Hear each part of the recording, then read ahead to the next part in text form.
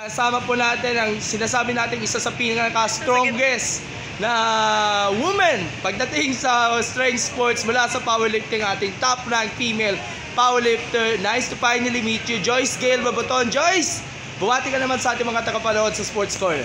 Hello, Sports Corner. Salamat sa pagnood sa Sports Corner and support.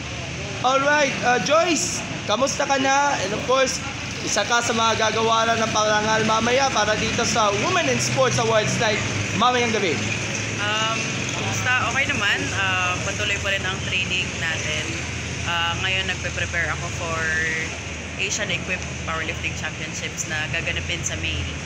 Of course, isa ka, and of course, isa sa mga inspirasyon sa pagdating sa strength sports, sa Idol India sa mga awardees para dito sa Women in Sports Night.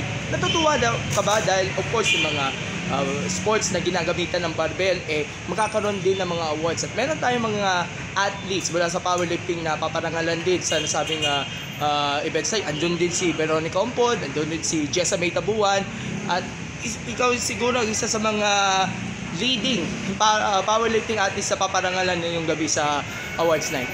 Siyempre, natutuwa na marami kaming ma-awardan ngayon, and at the same time ka-share ko sila sa stage na mabibigyan ng parangal ang women in sport. Okay, Joyce, nabanggit mo meron kayong paghahanda na competition.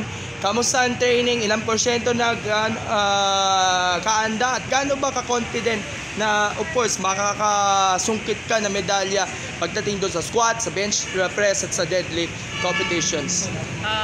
This time naman, I think nasa 70% na ako sa training kasi week 2 pa lang ako ng equipped powerlifting. So, in-expect natin na sana maganda yung takbo ng ensayo para makasungkit tayo ng 4 na medalya sa squat, bench, deadlift, and turak sa Hong Kong. Okay, Joyce, natutuwa ka ba? Dahil of course, marami tayo mga grassroots powerlifters ang umuusbong at sumisibol pagdating sa powerlifting, especially doon sa mga national competitions sa Powerlifting Association of the Philippines, headed by your husband, si Sir Willard. Of course, marami siguro ang napipili o magiging potential na papalit sa'yo o di kaya magiging kasama mo sa national team. Yes, syempre natutuwa na finally marami kaming makakasama pa ng mga kabataan na syempre alam naman natin na hindi ako palaging nandito. So, alam natin na maraming magtataguyod sa sport, maraming mag-e-excel sa sport na ito. Okay, Joyce, last question. Paano mo i-embrace ang pagiging babae at natutuwa ka ba, na-inspire ka ba sa mga female athletes na namamayagpag sa international stage? Paano ko sila ma-inspire? Siguro, bigyan nila ng validation yung sarili nila na minsan okay lang ma-feel na pagod na sila, pero huwag nilang tatambayan kasi dumarating yun sa mga atleta. So, laban lang palagi kasi kaya natin. Alright, Ma'am Joyce, baka pwede ninyong magpasalamat and supportan, shoutout yung mga taga-supportan niyo sa powerlifting.